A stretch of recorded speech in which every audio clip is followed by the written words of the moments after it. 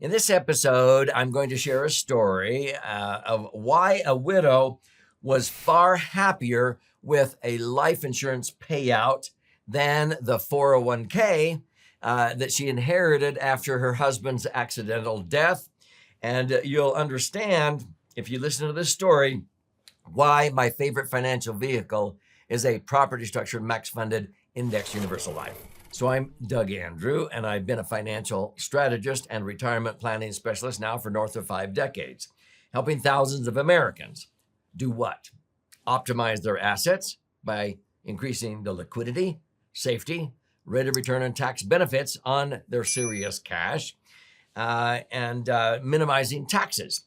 My favorite financial vehicle, without question, is a properly structured max funded indexed universal life, known as IUL. And so for 5 decades, people have usually come to me not necessarily needing or wanting life insurance for the death benefit.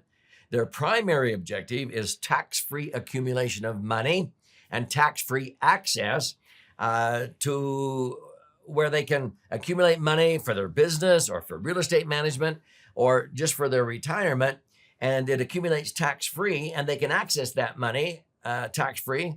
It doesn't trigger a 10% penalty like an IRA or 401k does if you touch the money before age 59 and a half. Many of these people want to access that money tax-free without triggering any penalties when they're in their 30s and 40s and 50s, okay? And so that's why a property structured max funded IUL is the dream solution for many, many different kinds of financial goals. So this is what people come to me for, is to accumulate money safely, have it liquid, and have it accumulate tax-free. Now, when they ultimately die, because none of us are getting out of this life alive, okay, we're going to die someday, whatever you leave behind transfers income tax-free, and it usually blossoms. What do I mean by that? If I died in an accident tomorrow, every $1 million that I might have in a portfolio of IUL policies would blossom to as much as $2 million if I died, okay? So it will blossom to a $2 million tax-free life insurance proceed, even though I only had $1 million of cash in it. See, no other investment that I know of does that. And so that's why the death benefit, people don't come really wanting or needing that as their primary objective. What they want is their money to grow, and that every $1 million that can generate, 80, 90, 100,000 of tax-free income the rest of their life. But if they die sooner or later, they leave behind maybe double that. It all depends on how it's structured and your age and so forth, okay?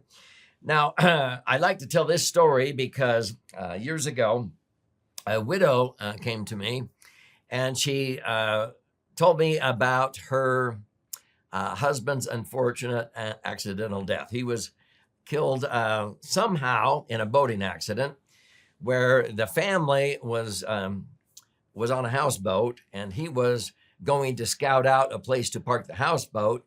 And something happened, and when they finally came back around or caught up to where he was with the speedboat, there was just the rope trailing in the water, and the boat was just idling around, and they unfortunately found that he had drowned. Perhaps he was on the back swim deck, and the rope got caught on his leg. Something must have happened. They don't really know. But it devastated her and her 6 children, okay? You can understand that.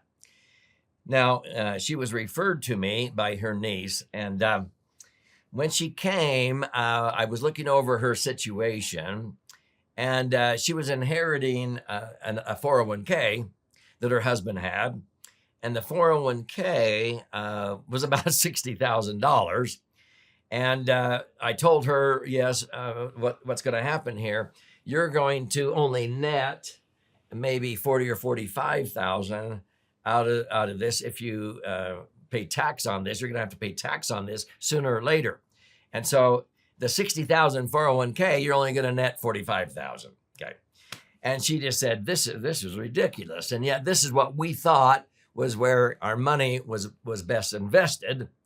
And she said, instead, we just thought the insurance was a necessary evil, and it was almost like a buy-sell agreement to where her husband's business partner was able to then make sure that she had the money, the death benefit. I think it was $1.2 million, because she didn't want to really be a partner in the business, and he wanted the business. And so this is sort of how a buy-sell agreement works. But she got 1.2 million tax-free from that life insurance. Okay.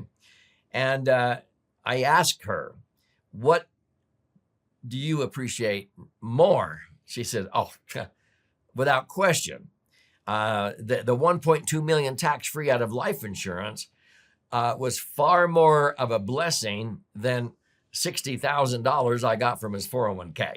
Yeah, think about it. I don't care if she had inherited 1.2 million in a 401k. If her husband had 1.2 million, that's not all her money, because she still would have to pay tax on that. 1.2 million should be lucky to net, 900,000. So she would have to have in a 401k, $1,500,000 to net $1.2 million after tax. So without question, she said, no, you never realize the benefit of life insurance proceeds until it happens. She never dreamed she would lose her husband. He was healthy and everything like that, but something happened, and he died in a horrible accident.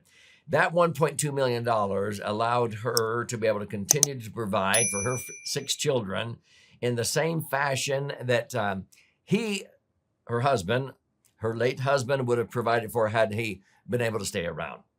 That's the beauty of having the protection of death benefit, whether that's your primary intent with using IUL or not. Don't ever underestimate what if you pass away. This now blossoms and transfers tax-free. Nothing else in the Internal Revenue Code does what I just said. I've asked CPAs and tax attorneys for years when I teach advanced continuing education, show me any other investment vehicle in the Internal Revenue Code that accumulates your money tax-free, like max funded IUL does under Section 72E of the code, allows you to access that money totally tax-free and without assessing a 10% penalty by the IRS, and you don't have to wait till you're age 59 and a half. But every $1 million can generate $80, $90, $100,000 of tax-free income for life.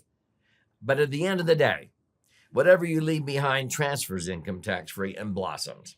I've yet to have any CPA or tax attorney show me any other vehicle that does that in the Internal Revenue Code. But we sometimes think the death benefit is just secondary, which it is, but it is still very significant. Don't underestimate that. So if you want to learn about the merits of max funded IUL, including the death benefit and why it's tax-free and how you can take advantage of it, I would recommend you study my book, The Laser Fund. This has been flying off of our warehouse shelves. It retails on Amazon for between $20 up to $60. And if you buy it on Amazon, thank you, but I'll give you a copy for free. You simply go to the link below, laserfund.com, and you contribute a nominal amount towards the shipping and handling, because I require a little skin in the game. I'll cover the rest of that, and I'll pay for the book. I'll fire out a hard copy to you via priority mail. And it's actually 2 books in one, 300 pages. 200 pages is the left brain side that has all the charts and graphs and explanations. But if you learn more from stories, you can just cut to the chase, flip it over to this side, and there's about 100 pages there, 12 chapters with 62 actual client stories of how property structured max funded index universal life is the dream solution for all kinds of financial goals, including the death benefit, which is tax-free. So if you want to use your whole brain, then I would read both books. But when you're in there claiming your free copy, if you like to listen and learn or watch and learn, there's those formats available for your investment. You can schedule to attend a free educational webinar that we do on a regular basis.